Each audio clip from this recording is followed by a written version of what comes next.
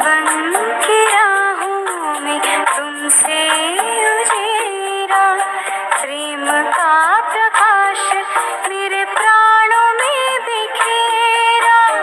जीवन की राहों में तुमसे उजेरा, प्रेम का प्रकाश मेरे प्राणों में बिखेरा। आंचल में भर के कहा। ओम शांति। 26 नवेम्बर 2024 साकार मुरली।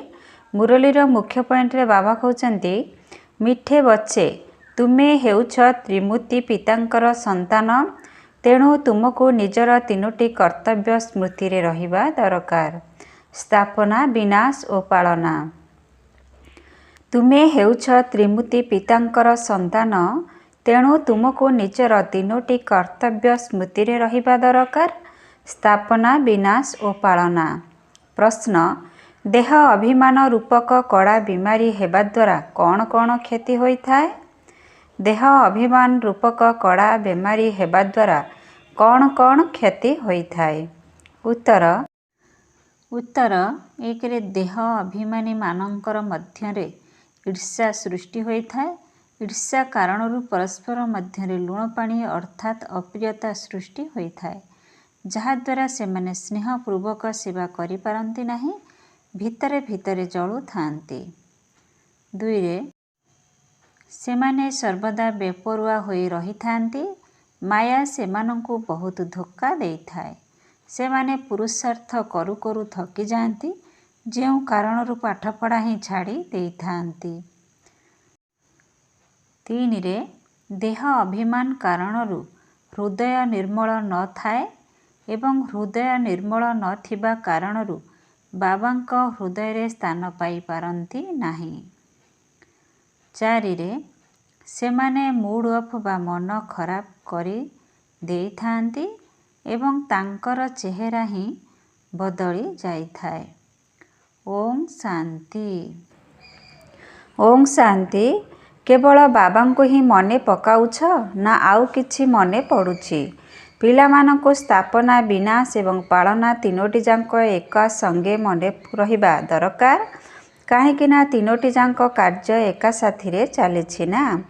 जेपरि केही बारिस्टरी पढ़ुथिले तांकु जणा थाए जे मु बारिस्टर हेबी, वकिलाती करिबी, तेणु बारिस्टरी विद्यार पालना बा अभिवृद्धि मध्य करिबे ना। जे भी पाठ पढ़िबे तांकर लक्ष्य तो सम्मुखरे रहिबो। सेहीपरि तुमे माने मध्य जानुछ जे आमे एबे नुआ दुनिया निर्माण करुछु, तेणु सेही पवित्र नुआ दुनिया स्थापन पाई जोग नित्यांत आवश्यक। कारण जोग द्वारा ही आमर पतित हो जाइथिबा आत्मा पवित्र हेबो। आमे पवित्र होई पवित्र दुनिया रे राज्य करिबा, एही कथा बुद्धि रे रहिबा आवश्यक। एहा परीक्षा ठारू बड़ परीक्षा, अथवा सबु पाठपढ़ा ठारू सर्वश्रेष्ठ पाठपढ़ा अटे। शिक्षा तो अनेक प्रकारर रहिछि ना। शरीर निर्वाहर विद्या तो मनुष्य मनुष्य को शिक्षा देउछंती एवं सेही शिक्षा एही दुनिया पाई उद्दिष्ट। पाठ पढ़ी तार फल मध्य एहिठारे ही पाइबे। तुमे पिला माने जानुछ एही बेहद पाठ पढ़ार फल आमको नुआ दुनिया रे मिलिबो एवं सेही दुनिया आसीबा आउ बेसी दिन नाही। एबे संगम जुग नुआ दुनिया रे ही आमको राजत्व करिबाकू हेबो। एठारे बसी मध्य बुद्धि रे एही स्मृतिचारण करिबा दरकार। एही जोग बल द्वारा ही आत्मा पवित्र हेबो। पुणी एकथा मध्य मने रखिबाकू हेबो जे आमे पवित्र होई गले एही अशुद्ध दुनियार विनाश निश्चिंत हेबो। समस्ते तो पवित्र हेबे नाही। तुमे बहुत स्वल्प संख्यक आत्मा अछ जेउ मानंक मध्यरे परमात्मा शक्ति अछि। तुम मानंक भितरे मध्य शक्तिर धारणा अनुसारे कार्य अनुजाई सूर्यवंशी चंद्रवंशी हेउछंती ना। शक्ति तो सबुठी आवश्यक। यह हेउछि ईश्वरीय शक्ति, जहाकू जोग बलर शक्ति कुहा जाउछि। बाकी सबु हेला शारीरिक शक्ति। यह हेउछि रूहानी अर्थात आत्मिक शक्ति। बाबा कल्प कल्प कहउछंती, हे पिला माने मोते मने पकाओ। सर्वशक्तिमान बाबा को मने पकाओ। से ही एकमात्र पिता, जहांकू स्मरण करिले आमर आत्मा पवित्र हेबो। ଏହା ହିଁ ଧାରଣା କରିବାର ମୁଖ୍ୟ କଥା ଅଟେ। ଆମେ 84 ଜନ୍ମ ନେଉଛୁ। ଯେଉଁମାନଙ୍କର ଏ କଥା ଉପରେ ନିଶ୍ଚୟ ନାହିଁ ସେମାନଙ୍କ ବୁଦ୍ଧିରେ କିଛି ବି ଧାରଣା ହେବ ନାହିଁ। ଯେଉଁମାନେ ସତପ୍ରଧାନ ଆତ୍ମାମାନଙ୍କ ଦୁନିଆରେ ଆସିଥିଲେ ସେହିମାନେ ହିଁ ଏବେ ତମପ୍ରଧାନ ହୋଇଯାଇଛନ୍ତି। ସେହିମାନଙ୍କର ହିଁ ବହୁତ ଶୀଘ୍ର ନିଶ୍ଚୟ ଆସିବ। ଯଦି କିଛି ବୁଝିପାରୁନାହଁ ତେବେ ପଚାରିବା ଆବଶ୍ୟକ। ଭଲ ଭାବରେ ବୁଝିଗଲେ ବାବାଙ୍କୁ ମଧ୍ୟ ଠିକ୍ ରୂପେ ମନେ ପକାଇପାରିବ। ଠିକ୍ ରୂପେ ନ ବୁଝିଲେ ଯୋଗ ମଧ୍ୟ ଠିକ୍ ରୂପେ କରିପାରିବ ନାହିଁ। ଏହା ତ ସିଧା କଥା ଅଟେ। ଆମେ ଯେଉଁ ଆତ୍ମାମାନେ ସତପ୍ରଧାନ ଥିଲେ ସେହିମାନେ ପୁଣି ତମପ୍ରଧାନ ହୋଇଛେ। ଯେଉଁମାନଙ୍କର ସଂଶୟ ଉତ୍ପନ୍ନ ହେବ ଯେ ଆମେ କିପରି ଜାଣିବୁ 84 ଜନ୍ମ ନେଉଛୁ ନା ନାହିଁ ବା କଳ୍ପ ପୂର୍ବେ ଆମେ ମଧ୍ୟ ବାବାଙ୍କଠାରୁ ସମ୍ପତ୍ତି ନେଉଥିଲୁ ନା ନାହିଁ, ଏହିଭଳି ଆତ୍ମାମାନେ ପାଠପଢ଼ା ପ୍ରତି ସମ୍ପୂର୍ଣ୍ଣ ଧ୍ୟାନ ହିଁ ଦେବେ ନାହିଁ। ତେଣୁ ବୁଝିବାକୁ ହେବ ଯେ ତାଙ୍କ ଭାଗ୍ୟରେ ନାହିଁ। କଳ୍ପ ପୂର୍ବରୁ ମଧ୍ୟ ବୁଝିନଥିଲେ ତେଣୁ ଏବେ ମଧ୍ୟ ଯୋଗ କରିପାରିବେ ନାହିଁ। ଏହା ହେଉଛି ଭବିଷ୍ୟତ ପାଇଁ ପାଠପଢ଼ା। ଯଦି ପଢ଼ୁନାହାନ୍ତି ତେବେ ଜଣା ପଡ଼ିଯାଉଛି ଯେ କଳ୍ପ ପଢ଼ିନଥିଲେ ବା ଅଳ୍ପ ନମ୍ବରରେ ପାସ୍ ହୋଇଥିଲେ। ସ୍କୁଲରେ ବହୁତ ଛାତ୍ର ଫେଲ୍ ମଧ୍ୟ ହୋଇଥାନ୍ତି, ଉତ୍ତୀର୍ଣ୍ଣ ମଧ୍ୟ କ୍ରମାନୁଯାୟୀ ହୋଇଥାନ୍ତି। ଏହା ମଧ୍ୟ ପାଠପଢ଼ା। ଏଥିରେ ମଧ୍ୟ କ୍ରମାନୁଯାୟୀ ପାସ୍ ହେବେ। ଯିଏ ବୁଦ୍ଧିମାନ ଛାତ୍ର ହୋଇଥିବେ ସେହିମାନେ ପାଠ ପଢ଼ି ପୁଣି ଅନ୍ୟମାନଙ୍କୁ ପଢ଼ାଇବାରେ ଲାଗିଯିବେ। ବାବା କହୁଛନ୍ତି ମୁଁ ତୁମମାନଙ୍କର ସେବକ ଅଟେ। ପିଲାମାନେ ମଧ୍ୟ କହୁଛନ୍ତି ଆମେ ବାବାଙ୍କର ସେବକ। ପ୍ରତ୍ୟେକ ଭାଇ ଭଉଣୀମାନଙ୍କର କଲ୍ୟାଣ କରିବାକୁ ହେବ। ବାବା ଆମର କଲ୍ୟାଣ କରୁଛନ୍ତି, ଆମକୁ ପୁଣି ଅନ୍ୟମାନଙ୍କର କଲ୍ୟାଣ କରିବାକୁ ହେବ। ସମସ୍ତଙ୍କୁ ଏ କଥା ମଧ୍ୟ ବୁଝାଇବାକୁ ହେବ ଯେ ଏକମାତ୍ର ବାବାଙ୍କୁ ହିଁ ମନେ ପକାଇଲେ ହିଁ ପାସ୍ କରିବ। ଯିଏ ଅନେକ ଆତ୍ମାକୁ ସନ୍ଦେଶ ଦେବ ତାଙ୍କୁ ସେତେ ବଡ଼ ସନ୍ଦେଶବାହକ କୁହାଯିବ। ତାଙ୍କୁ ହିଁ ମହାରଥୀ ଅଥବା ଅଶ୍ୱାରୋହୀ କୁହାଯିବ। ପଦାଧିକା ମାନେ ପ୍ରଜାପଦ ପାଇବେ। ପିଲାମାନେ ଜାଣୁଛନ୍ତି ଯେ କେଉଁ କେଉଁ ଆତ୍ମାମାନେ ସାହୁକାର ହୋଇପାରିବେ। ଏହି ଜ୍ଞାନ ବୁଦ୍ଧିରେ ରହିବା ଉଚିତ। ତୁମେ ପିଲାମାନେ ଯେଉଁମାନେ ସେବା ପାଇଁ ନିମିତ୍ତ ହେଉଛ, ସେବା ପାଇଁ ହିଁ ଜୀବନ ଦେଉଛ, ସେହିପରି ଶ୍ରେଷ୍ଠ ପଦ ମଧ୍ୟ ପାଇବ। ସେମାନେ କୌଣସି ବିଘ୍ନକୁ ଖାତିର କରନ୍ତି ନାହିଁ। ପ୍ରତ୍ୟେକ ମନୁଷ୍ୟ ନିଜର ସ୍ୱତନ୍ତ୍ର ହାତ ପାଦ ରହିଛି ଯାହାକୁ କେହି ବାନ୍ଧି ରଖିପାରିବେ ନାହିଁ। ପ୍ରତ୍ୟେକ ନିଜକୁ ସ୍ୱତନ୍ତ୍ର ରଖିପାରିବେ। ତେଣୁ ନିଜେ ଭାବିବା ଦରକାର ଯେ ମୁଁ ଏଭଳି ବନ୍ଧନରେ କାହିଁକି ପଡ଼ିବି? କାହିଁକି ବାବାଙ୍କଠାରୁ ଅମୃତ ନେଇ ଅନ୍ୟମାନଙ୍କୁ ଅମୃତର ଦାନ ନ କରିବି? ମୁଁ କ'ଣ ଛେଳି ନା ମେଣ୍ଢା ଯେ ମୋତେ କେହି ବାନ୍ଧିବେ?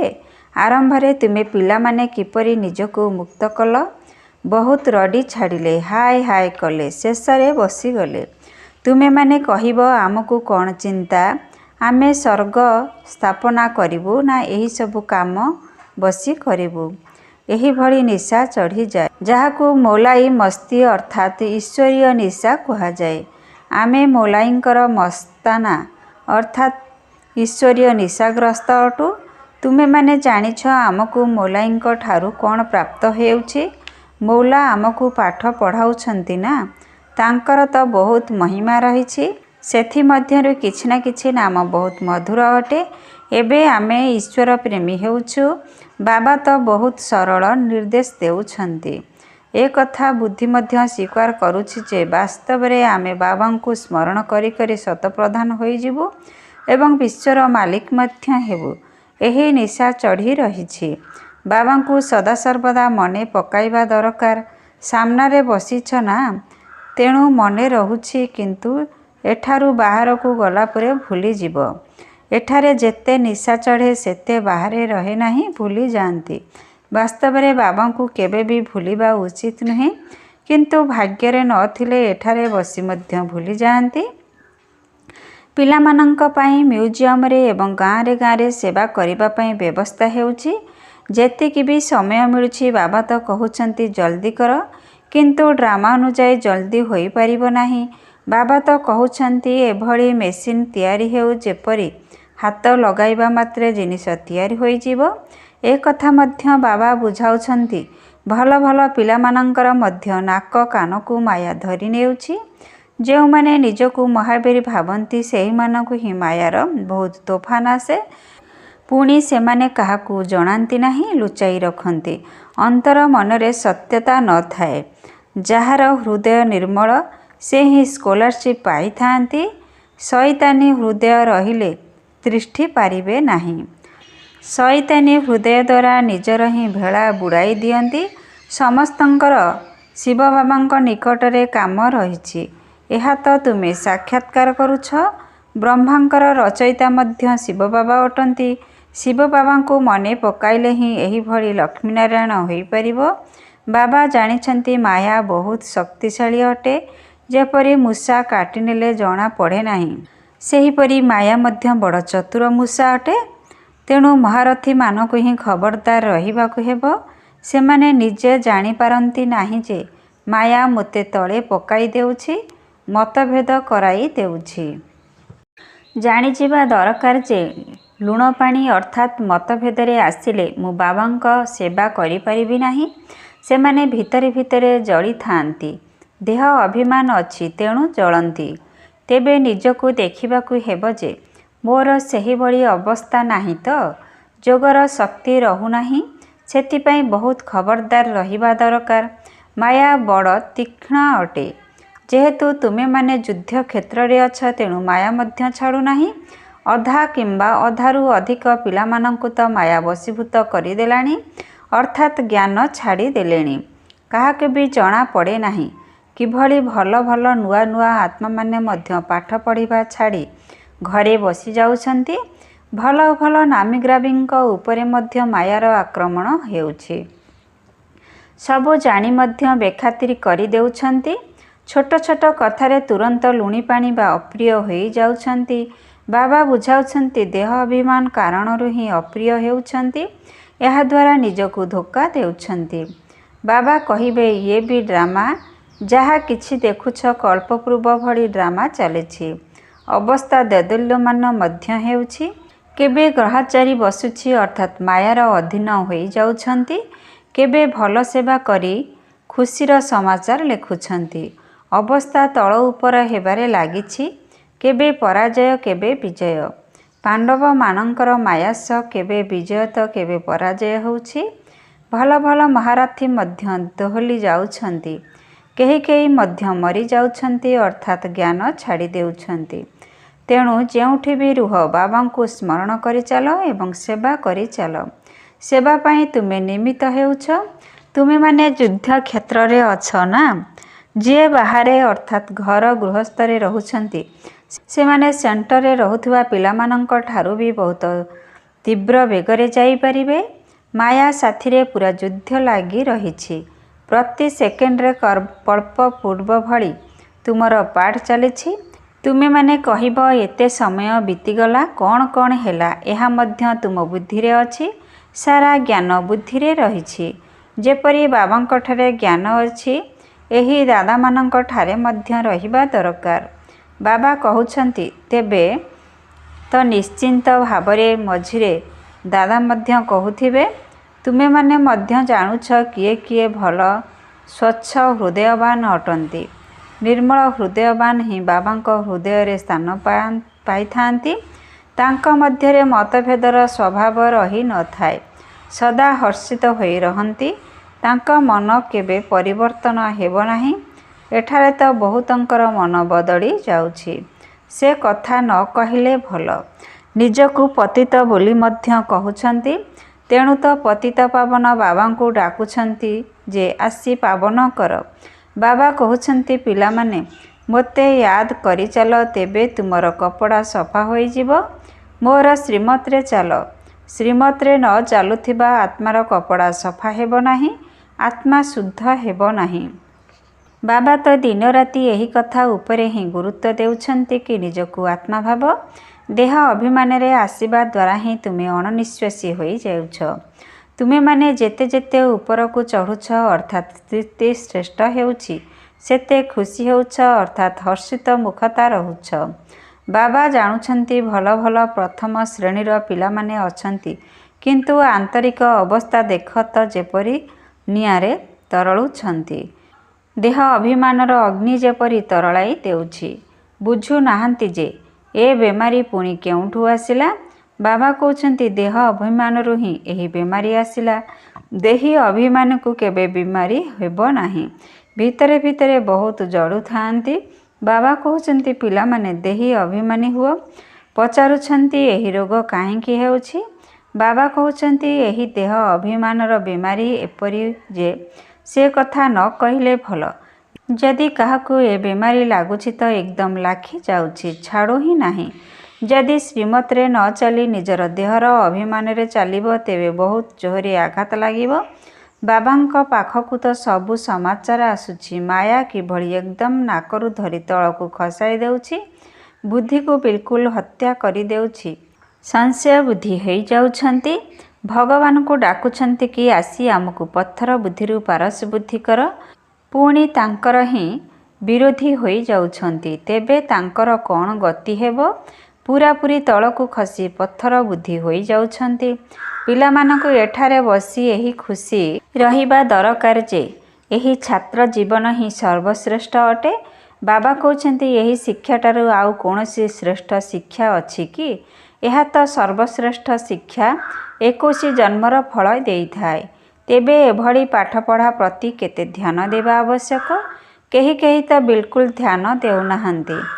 ମାୟା ଏକଦମ ନାକ କାନ କାଟି ନେଉଛି। ବାବା ନିଜେ କହୁଛନ୍ତି ଅଧାକଳ୍ପ ରାବଣ ରାଜ୍ୟ ଚାଲୁଛି।